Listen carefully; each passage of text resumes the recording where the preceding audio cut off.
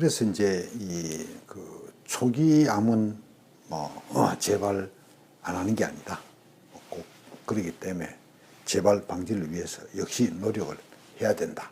이런 얘기를 드렸고, 그 다음에는 이제 이 수술을 하고 난 다음에 이제 뒤 항암제나 방사선 치료가 필요한 경우가 있죠. 뭐 거의 대부분 많은 환자분들이 여기에 속합니다.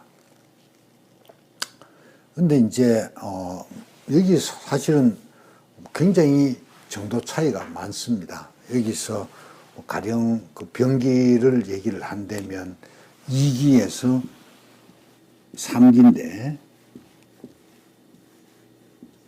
이 3기에도 초기에 있는 3기도 있고 상당히 4기에 가까운 그런 4기도 3기에도 있죠. 사실은 굉장히 차이가 많이 있습니다.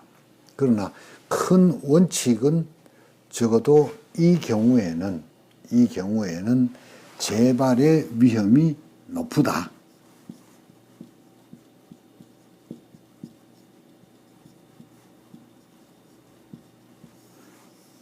재발 위험이 꽤 있다라고 생각을 하는 것이죠. 결국은 이제 이 얘기는 뭐 하면 재발 위험이 있다. 이 얘기는 미세 잔존암이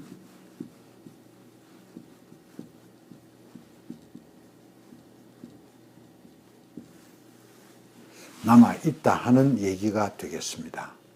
그러니까 초기는 미세 잔존암이 있을 가능성이 굉장히 낮아서 항암 치료가 필요하지 않다고 얘기를 드렸는 거죠. 초기 만약에 항암제가 항생제만큼 이렇게 쉽게 받을 수 있는 그러한 약이라면 초기암도 다 항암치료 다 할 겁니다.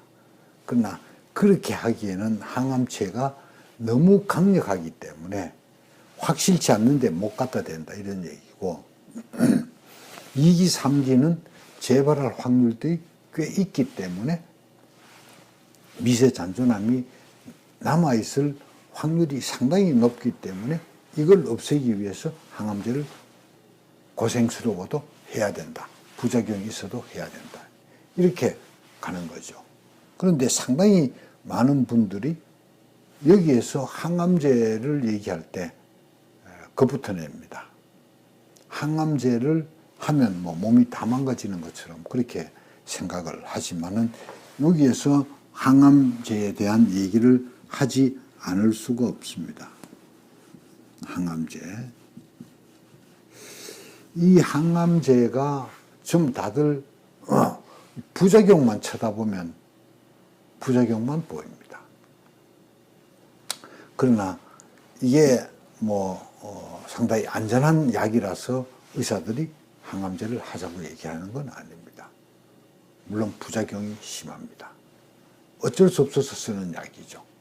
그러나 재발하는 것보다는 낫기 때문에 결국은 항암제를 쓸 거냐 말 거냐를 생각을 할 때 나쁜 것만 쳐다보면 안 된다는 거죠. 이 득실을 따져라. 항암제를 함으로써 얻는 이득이 무엇이며 항암제를 함으로써 잃는 게 뭐냐를 생각을 해서 득이 많으면 이 항암제를 당연히 해야 됩니다. 그런데 항암제를 했는데 별로 얻는 게 별로 없어. 부작용만 있어. 실이 더 많으면 당연히 항암제는 하지 말아야 되지만 병원에서 야에 권하지도 않습니다. 그래서 암을 치료를 하는데 미세 잔존암이든 어떤 거든지 암을 치료하는 데 있어서 가장 큰 무기는 역시 항암제입니다. 그건 뭐 부인할 수 없는 사실입니다. 그렇기 때문에 항암제를 써서 미세 잔존암을 없앨 수 있으면 힘들어도 해야 된다. 그리고 거의 대부분 항암제 맞기 전에 걱정 너무 많이 합니다. 그렇지만 막상 항암제를 맞고 나면 이 정도밖에 안 되는데 내가 왜 그렇게 걱정을 했던가 하는 얘기를 자주 듣습니다. 물론 사람에 따라서 약이 아주 예민한 사람이 있습니다. 가령 예를 들어서 감기약이요, 그 항히스타민제죠. 콧물 많이 나고 코 마르게 하고 하는 항히스타민제 보통 소위 얘기하는 판콜 한 병 먹고 인사불성 되는 사람 있습니다. 마찬가지로 항암제도 대부분 잘 견디지만 항암제에 특히 예민한 사람이 있습니다. 그런 사람인 경우에 목숨 걸고 항암제 하는 거 그는 좋지 않지만 그러나 거의 대부분 항암제를 잘 견딥니다. 그렇기 때문에 이런 경우에 항암제를 피하는 거 참 그렇게 우매한 행동일 수가 없습니다. 이 경우에는 재발 방지를 위해서 강력한 무기인 항암제를 써야 된다. 단지 체질적으로 맞아보고 항암제에 도저히 내가 못 견디는 것 같으면 그때 다른 방법을 찾아야 된다.